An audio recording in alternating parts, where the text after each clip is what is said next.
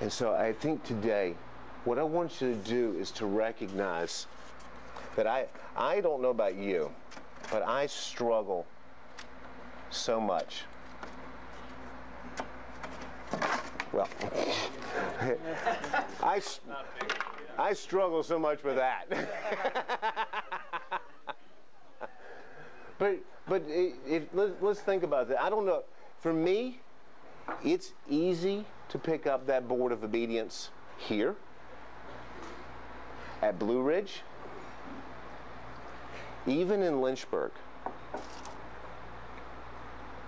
But when I leave town, and when I'm in a place where there's no evidence of God, and I look around and there's no conversations, there's no communication, and I'm thinking, God, why am I trying so hard? Because I want the payoff now. And I don't know what that would look like for you. Maybe God's been asking you to pick up a board of forgiveness. And you've forgiven, but then it became too hard to continue to forgive. And you really hadn't forgiven. And you said, you know what, it's never going to make any difference. I'm done with that. Maybe it's respect. Maybe it's the respect and the honor to our wives, honor to our children, honor to our employers, honor to our employees. And God's been asking you, will you carry this board? Will you obey me and carry this board? But what if I do honor them and they treat me like crap? I don't want to carry that board any longer.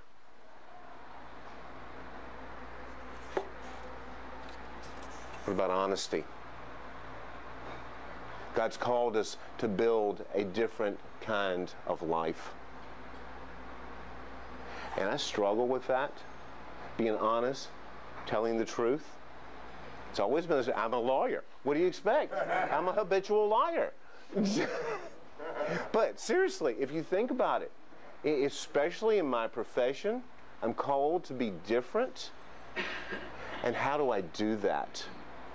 Because sometimes it's easier just to put down that board and say, God, I can't do my job if I've got to do that.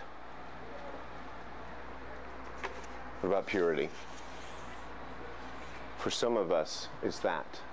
It's that struggling with the issues of pornography, of lust. What does that look like for you? Because I know it's all about carrying that board of obedience.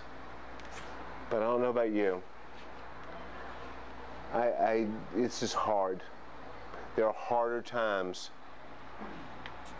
when this is harder than any other thing. And it would be so much easier to say, God, I know that you said what you said in your word. But it would be much easier just to drop the board.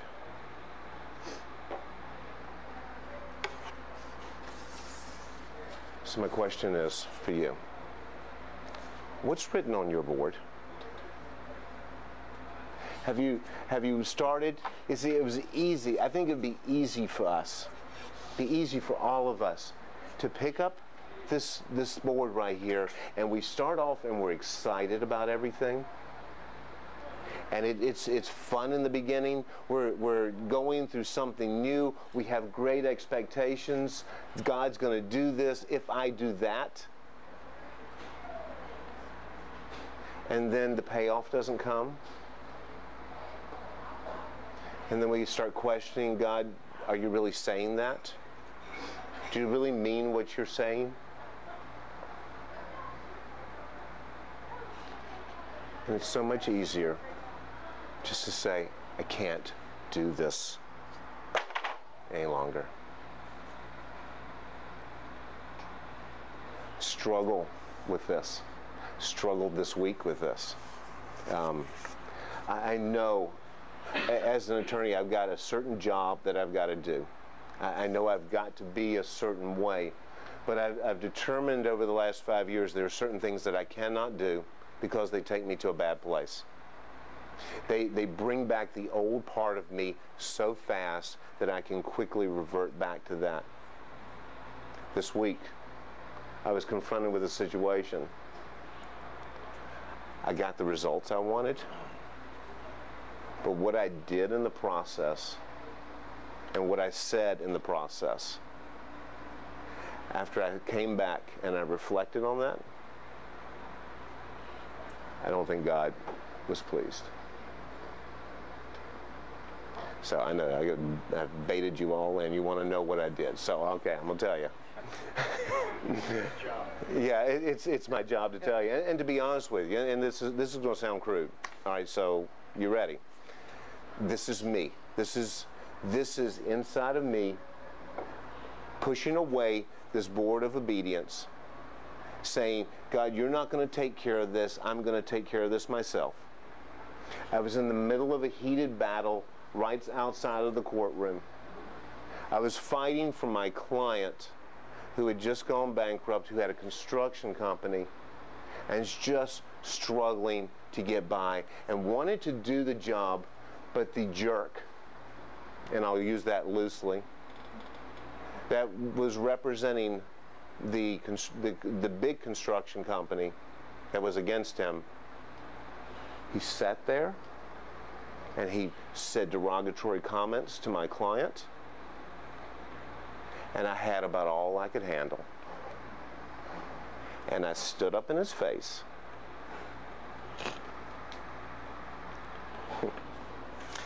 All right. And I stood up in his face, and I looked at him, and I said these words. This is struggle.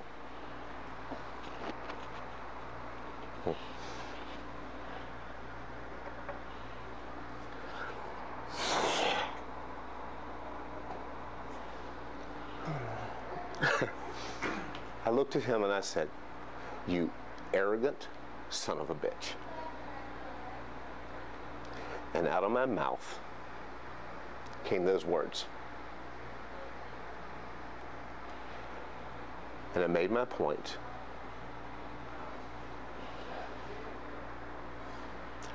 But I dropped my board when I did that. I probably could have accomplished the same thing without doing that, but I just had it. I was done with being patient. I was done with God, letting God rule my life and control it. I wanted to pick up my own board and just beat this guy over the head. And in just a moment, even though I faithfully have carried so much of my life that board of obedience, I dropped it. And I immediately came back and I said I was sorry. And I confessed it. And I told my wife, I said, you're going to need to know this because I'm probably going to get up and talk about it on Saturday. But it did not. Would people see God in me from that? And the answer would be no. So for you, it's hard. Noah did this without any help. All he had was God. We have a whole community of brothers that will walk alongside and help us hold up the board and say, even when it's hard and even when it's difficult, you can do this. We'll do this together. Noah had nothing but ridicule and abuse for 100 years. How hard would it be for me to pick up my board? I say, God, I don't have it near as hard as he did.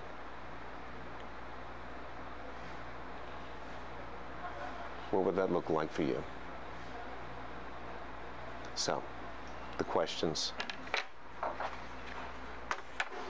I want to tell you one thing. In Genesis 6:22, what amazed me is this verse. Noah did everything just as God had commanded him. The questions. Moses carried that buoy of obedience and never dropped it. What's written on your board? Are you still carrying it? Or have you dropped it this week? Or this last month? Or if you just simply said, it's just too hard and I can't do this any longer.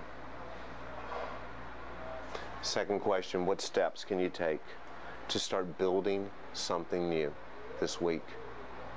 To pick up that board and say, God, I want to do as you commanded.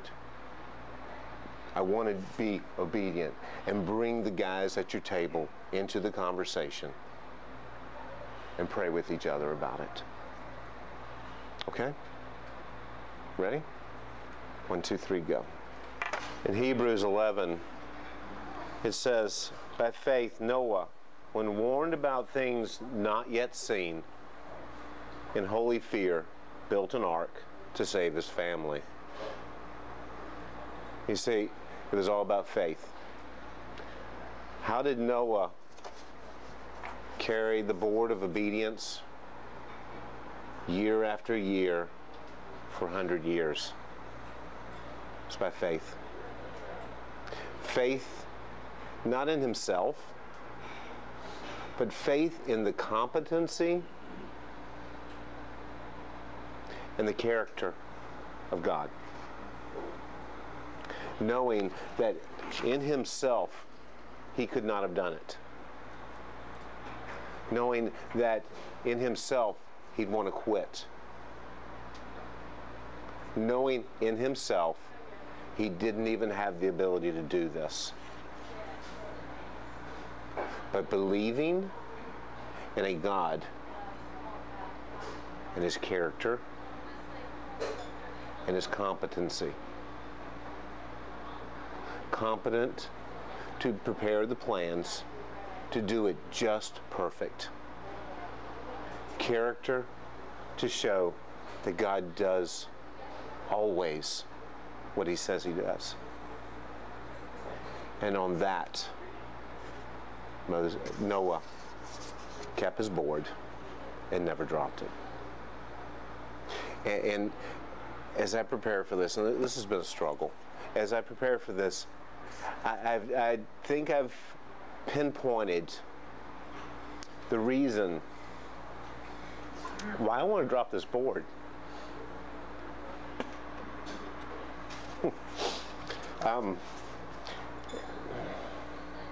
So I grew up with all of this stuff, this religion, and that whole concept of God and who I was told that he was. I think in the middle of everything and in my everyday life, I started bringing that crap back into it.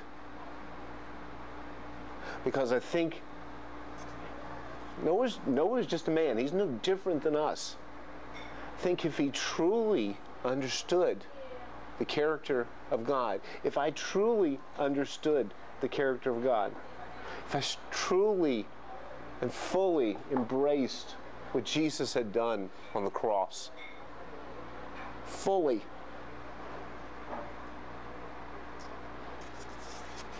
I'd never lay down this board. So, I believe what I believe, but I struggle in the middle of it. And that's why I need you. That's why we need each other to do this together. So you don't have to carry the board alone. When you feel like you want to put down the board this week, call somebody. Say, hey, I'm struggling, I want to let it go. So somebody can walk alongside and say, let me hold the other end. We can do this together.